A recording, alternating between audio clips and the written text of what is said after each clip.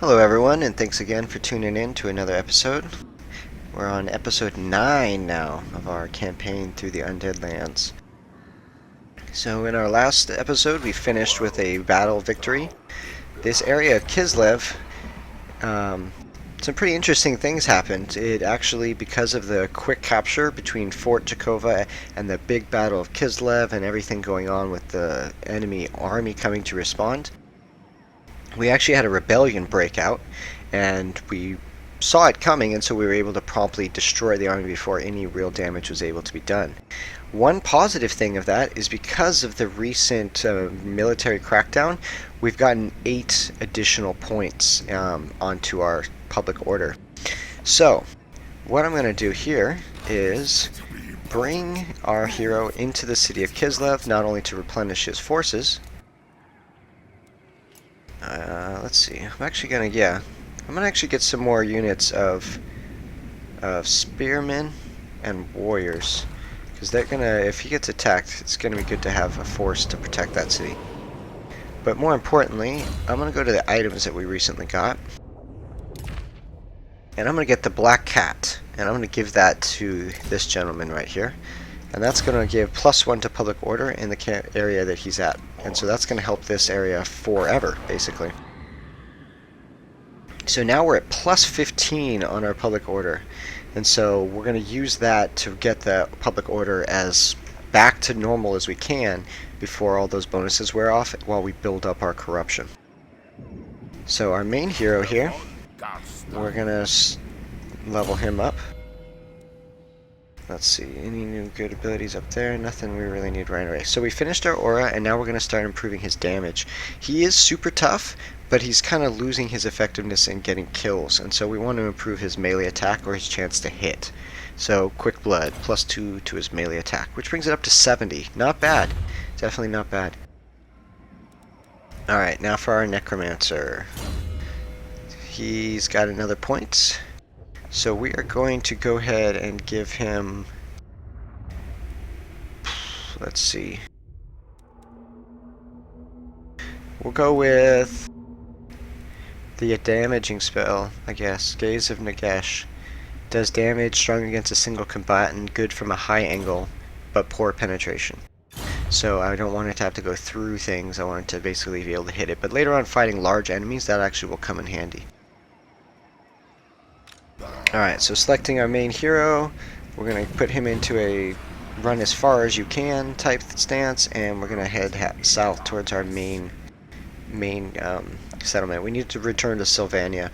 We've been out campaigning and warring for far too long, and we need to replenish our forces and see some of the spoils. I mean, we've seen experience, we've seen our forces grow in power, we've gained some great items, but we've also suffered a really big loss.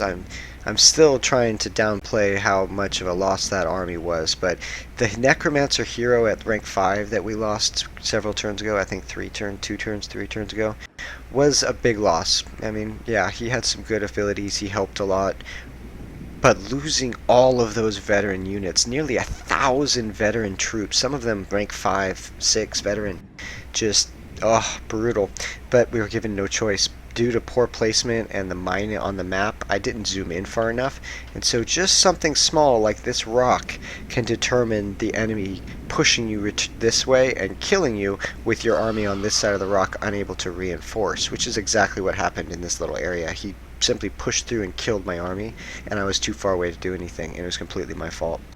So, I mean, we ended up making him pay. He's no longer around, and his force has been severely hampered. I mean, if you look at this town up here, Volksgrad, Prague, and Ostark, it looks like it's perfectly fine, and they still have Zavastra, but chaos is stirring, and chaos is from the northern lands up here, and they're going to be in big trouble. They've already lost one of their prime heroes and their main army.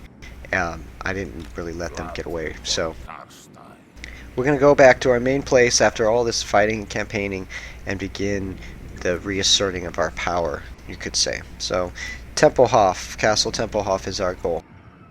I am here in Essen. I have to say, we're at +2 on our public order, which means it is rising, but we're going to need some greater effects for that because we can't turn our tax income on, and so we're losing out on $400 or 400 dark magic. So in order to improve that, our corruption is still rising, but it's only rising towards 60%, which is actually really frustrating. In order to improve this town to the last rank and start spreading our corruption to the other places around it, we need to get another population point, which is going to be 6 turns from now.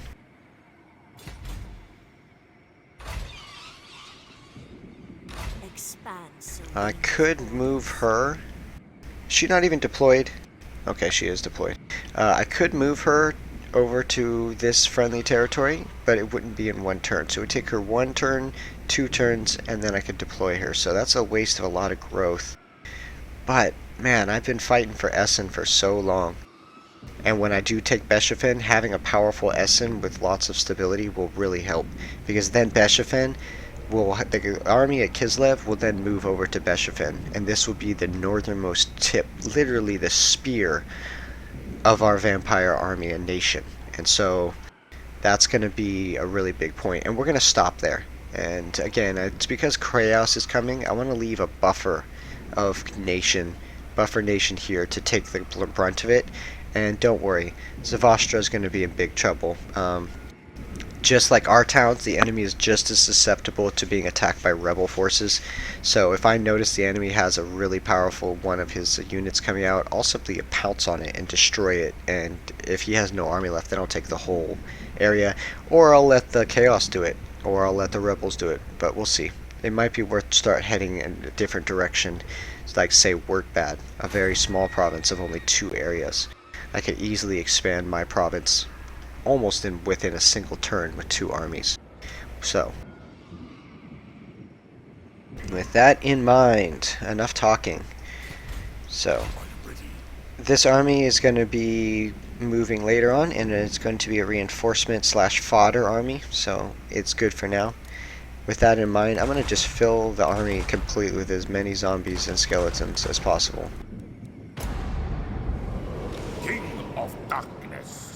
Alright, so our main hero is going to start heveling back to Castle Tempelhof. Another interesting feature I never mentioned before, but you may notice it, is the color scheme. So when I told him to travel from his current position all the way to this position here, you'll notice that one area is red, one area is blue, one area is green, and then there's a purple area at the end. Each of the different colors denotes a complete turn. So next turn he would move here, the turn after here, and the turn after here. So I don't technically need to touch him for 3 turns, and he's going to be traveling that entire time. So with the exception of this small area here for 2 turns, 1, 2, he's going to be replenishing his forces. But during this turn here, at the end of next turn, and the end of... so for 1 turn. So end of next turn, he'll be in here, suffering attrition, getting losses. The turn after, he'll be basically in Essen and safe. What I need to be careful of is this guy coming out to attack me, but if he does come out to attack me, the travel time from the castle, he attacks me, I flee, and he won't be able to get to me the second time, I hope. If he does get to me the second time and I can't to fight him off, it's basically game over for me, because I'm going to lose my legendary hero. So the game won't end, but my ability to continue to defend my town or my provinces will end. So let's see here. Fort Jakova and all them are continuing to be built. Kislev, since this is going to be a long-term settlement and I'm definitely going to be here a while, is there anything I can do that will help in the long term? What is this? Plus 20 to growth. That is actually really nice, but I'm not going to build it in the castle itself. Okay, so that's okay. Essen is slowly going up. Eschen, part of Eastern Sylvania. I have 4 population points. It just costs $6,000 to improve this to the next one. Public order is increased by 2 in your adjacent provinces and increases the income from all buildings. Wow, okay. So this place is going to become an economic powerhouse. It's already $3,000 I make from here. So I don't want to start needlessly increasing the army with pointless, wasted units. So I see that the enemy does have a relatively strong army sitting inside of Grinstad, so keep that in mind. So we've got the Sinister Copes. We're upgrading the building needed to upgrade the Sinister Copes. We have the building that we need to get up to our Hex Wraiths and everything with the bonuses to all our infantry and such. So what we need is an Ancient Armory, because even though we might get some of these Graveguard units and Black Knights in a different location, it makes a lot of sense to get this bonus. But first we need to get this Dark Lair. So I'm not going to spend any money until I get that Dark Lair.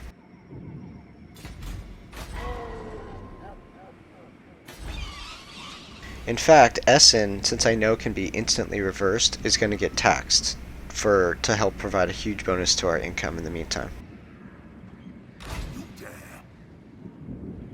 Alright, so with that, we can end our turn, and it looks like we're about to finish our research and get a big something else to help us. You know, I was really kind of hesitant in the beginning when I chose to go the bestiary path, because... Ooh. Thou hast trespassed. Thy words had best hold prominence, or death will visit thee. Oh, jeez. So I just got declared war on in my southeastern flank by the dwarves. So I now have an actual challenge. I hate the dwarves, because my biggest challenge is I don't have ranged attacks. And dwarves have some of the most brutal ranged attacks in the game, some of the most numerous ranged attacks in the game. The only real weakness they have is that they're slow and expensive. So I have to be able to overwhelm them and outmaneuver them. Oh, and they don't really have spells. They have runes, but so spells will make a big difference as well. So we finished the research on Beastmaster. So this is interesting. Vargulf and Vargeists have had a 10% reduction in their recruitment cost and their upkeep. So all recruitment costs will help in the future, and upkeep will help immediately, because all those Vargeists and Vargulfs we have are now going to be cheaper, and our income goes up basically. Now for the next 10 turns, they're going to be researching Blood Hunts, and this is going to give me +2 for all units recruited from the Forest Chain, on top of all the other bonuses. So once we start recruiting units at all from our western Sylvania place, these units are going to be extremely powerful right from the get-go. Some real ancient, savage, undead beings. So that's some good news. With that in mind, let's go ahead and keep going and improve Rosalind. I must say, Rosalind, since I first got her, she was my first hero. She's been extremely effective and helpful in every regard. She's done everything she needed to perfectly. So, I'm really happy with getting her. Let's see. Expansionist increases the growth. Let's see. This one has been deployed in enemy lands. Okay. Casualty replenishment rate, not bad. Vampiric corruption. Yeah, okay. But well, actually that might be really helpful if she starts moving to newer areas. Let's do it. Let's go for well, what am I missing up top? Oh, nothing. Okay, yeah, we're gonna go for influential. So vampiric corruption improved in areas. So let's see here. When we go to our towns, we need 4,000, and it's going to be several turns to build that building as well. So I'm going to continue to just let that money build up. Essen here is still at -2, but that's okay. I'm going to let that continue to build up, because I can, again, as soon as I bring this guy back over, it's going to start shooting up. Fort Chakova is at, or not Fort Chakova, but this entire province of Southern Oblast is at +20. Yowza.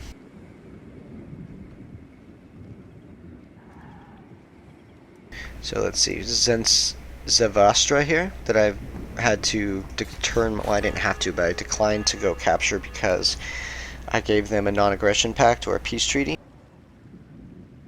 It doesn't, yeah, it looks like its public order is dropping because of corruption. And it also has to be taxed, which is because they are losing money because of the recent losses. So, and it's trending towards 70% corruption. That's really good. If you look at Essen, for example, you'll see that it is trending towards 60%, and it's right outside Eastern and Western. So, wow. The effectiveness of taking this province over here is definitely helping by assaulting Savastra. Another thing that's nice is if Bechefen is going to be a bastion and Essen is going to help spread it, I definitely want to get some kind of corruption spreading thing here to keep assaulting Prague from the other side. I mean, eventually, if enough corruption occurs and it gets to be 100%, I might not even have to capture it. It might simply just get destroyed from the amount of corruption coming at it. But I need to also keep in mind that I've got an enemy force coming from down here of dwarves, and I don't want to be aggressive with them. You might say that I am prepared to engage in a war on two fronts. If I'm openly at war with the dwarves and I keep taking empire settlements, I'm risking being attacked by two separate nations at once. But I'm going to be completely defensive with the dwarves. I'm going to let them attack me in my castles and my settlements and use those to create huge masses of reinforcements and garrisons in every battle and just play defensively with them while I'm continuing to take them. And once I get a large enough army, and again, I don't think I have enough army large enough to go in two directions. I still am going to need difficulty capture. I still can't even take Bechefen. For, you know, I mean, I'm going after that place for 10 turns now. So, but enough random, just rambling. Let's make sure we check out on all our heroes, get everything done, and then finish this turn.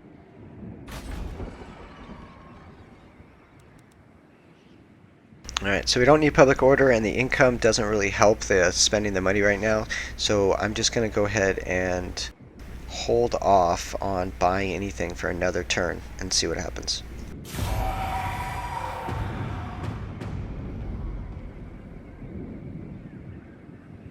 Okay, so I didn't do anything with my hero, and he's doing his automatic movement thing.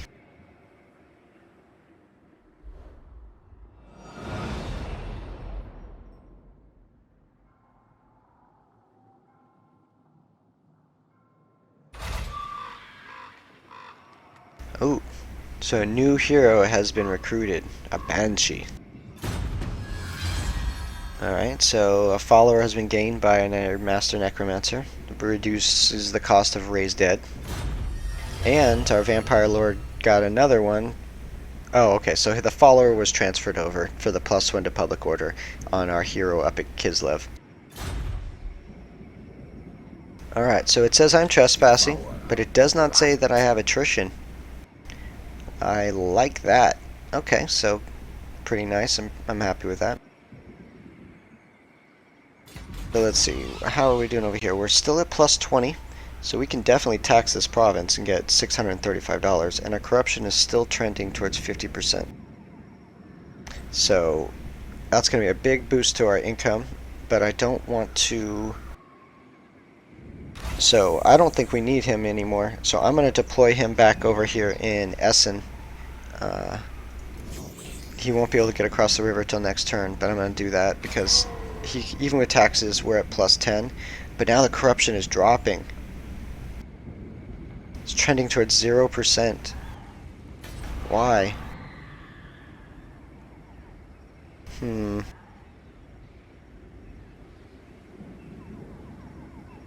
don't like that. Okay, so I'm gonna go ahead. It must be because my hero left the area, obviously, but wow, what a big difference. So since he's going to be pretty much completely defensive, I'm going to go with a combination of auras and healing spells. So we'll get the aura first to reduce the effects, or to increase his leadership, I guess, so he doesn't have his units suffer attrition as easily. Essen, corruption is still rising. I'm kind of upset that this Fort Jakovo place is dropping in corruption. And so is Kislev then, obviously. So that used to be a big pinnacle of my power. It must be because my army left. I didn't know it was that big of a difference. Plus this guy as well. So next turn he'll be here in Essen, and he'll be able to add to the public order of it. So I'm going to keep taxing it. Eschen, on the other hand, I can spend lots of money here, but I don't really want to. I've got a hero I can level up here. Nice, so he's never even fought a battle, but our legendary hero is level 2. So, he's going to be a wizard type hero. I already have a melee hero that's really strong, so I want him to be a legendary caster hero. Plus he has access to all of the spells, as you can see, 1, 2, 3. So, we're going to go with...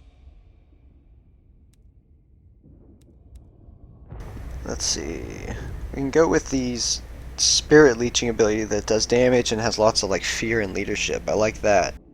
But actually I'm going to go with a combination of spells and campaign movement speed and stuff like that. So we'll go with the campaign range first for 10.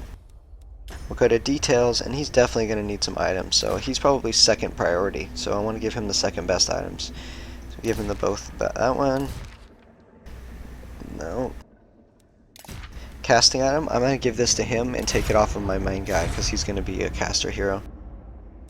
Followers, post chance of getting items, good. Magic item drop chance, good.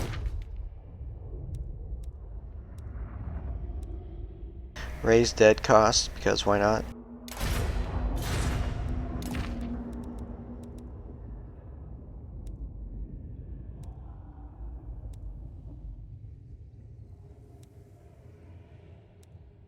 Oh wow, okay, so our hero up at the top actually has 2 different things that increase public order now. That's awesome.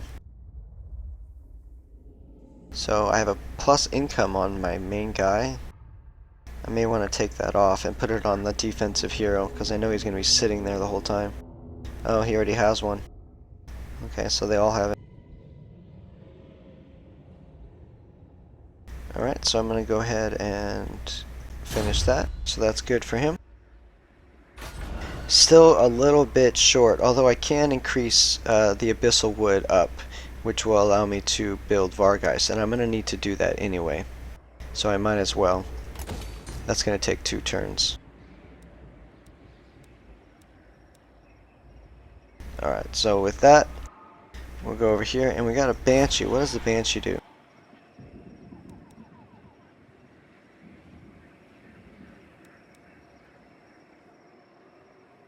Modifies the success chance of the enemy against settlements in the local province by 15%. So this is an offensive hero. What if I deployed in my own freaking province?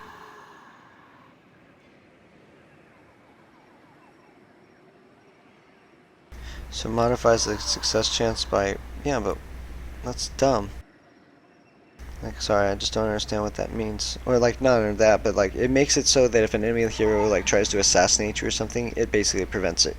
So if this character is designed, maybe I could just keep... Technically, Banshees are women, right? So if I keep her in my area, then she can just be like an anti-assassin. Any type of enemy hero type character that tries to sneak in, I can use her to just take him out. And then over time she'll become leveled up and I'll make her like a powerful assassin. Just design her to just slaughter the enemy hero. I can even put her as part of an army and carry her around, I guess. Maybe I'll pick her up. Lord of the Night. You know what? Maybe I'll pick her up and put her in this army instead of this necromancer. Because, I mean, he's powerful. I like him. He's got lots of good spells. For sure. For sure. But this is my main, like, punching attack force. The necromancer should go with my other spellcaster. So then I have 2 armies that can stay together with 2 legendary lords, reinforcing each other. Spellcaster in 1 with fodder. Or fast-moving fly. Just make an army full of flying, fast-moving units and spellcasters. Augment them with spells and then send them in and just have... That's it. Alright, got it. I hope people don't mind me talking to myself because that's pretty much what I've been doing for a long time now. So, we are going to continue our movement down here towards Temple Castlehof because we need to keep improving that.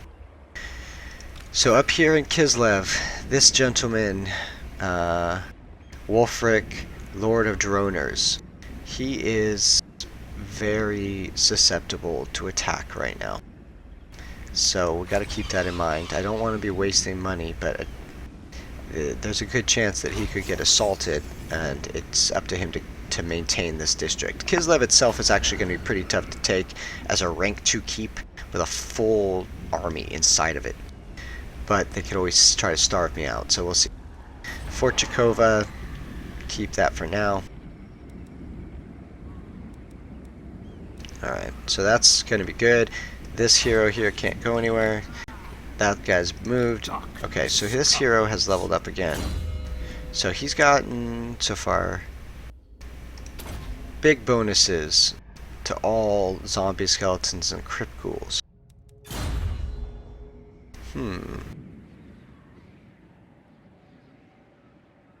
Yeah, I definitely want to have my legendary lords stick together and be offensive and destroy the enemy. And I'll have 2 other lords. This army up here, which will be my northern defense, and then I'll have a southern defense.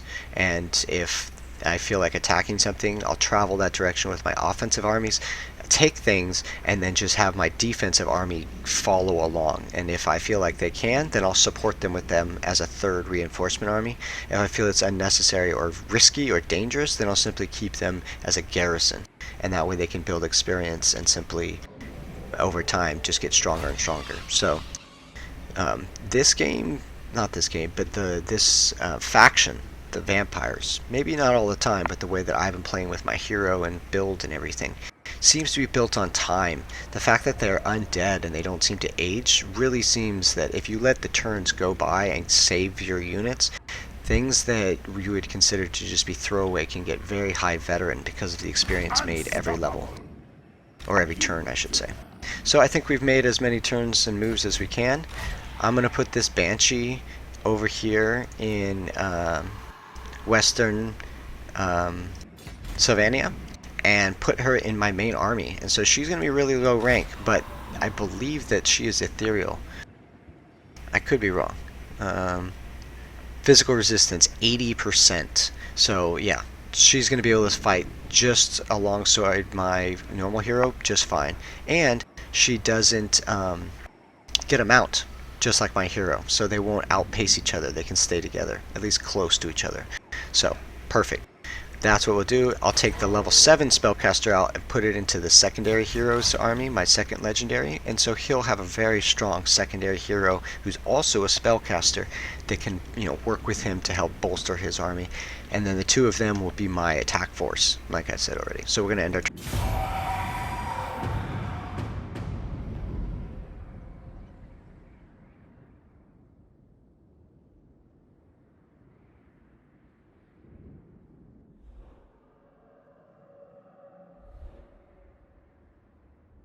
Well, what do you know?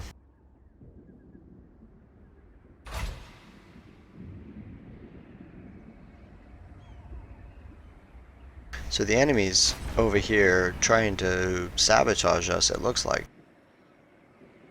So we'll have to see how that plays out. Ready. So Schwarzhofen, we have finished most of the upgrades. So let's see, do we have enough money now? We're still short, so one more turn before we can get our Dark Lair, and then it still has to build.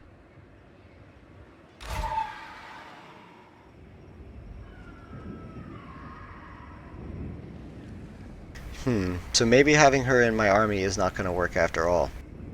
Because if I want her to be offensive and try to kill the enemy, yeah, I need to do that.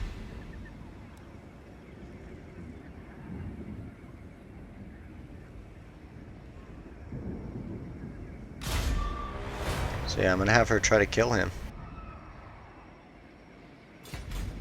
I could have her join my army. I could have her join my army, and it sounds good, and it would be fun. But I don't want their heroes just running rampantly around. Or do I? I'm so indecisive sometimes, and by sometimes I mean all the time. So we'll try to do the best that we can here. Alright, so we're upgrading that building, which will be done in one more turn. And then in one more turn we'll also be able to build that Dark Lair, which will give us the big increasement bonus, and plus will reduce our recruitment costs. So how is Essen doing over here? So Essen is still dropping by -1. That's not a big deal. Because this hero is now in the area, is now deployed, and Essen is now +5 and will start working its way back up, and is now at an 83% corruption because of this lord. So that's going to make a big difference, and I think that will be another reason to have this ghost up here. So the ghost will join this army instead, and will be a northern defensive person that can use, if necessary, to assassinate targets. Okay. I still think I'm going to give this level 7 Necromancer to my other hero, though. I knew the way.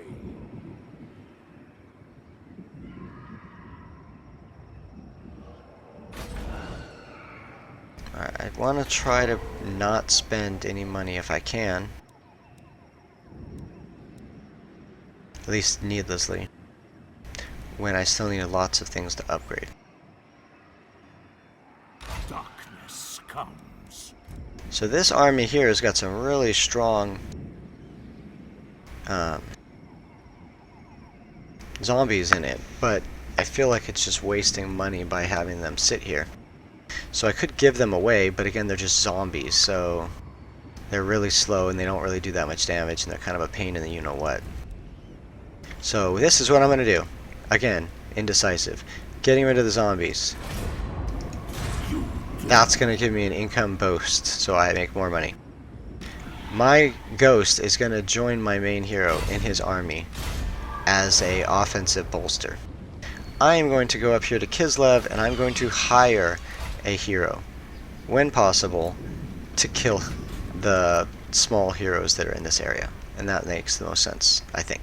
So, with that in mind, we're going to go ahead and end this episode. I'd like to thank everybody who is go ahead and watch through the whole thing.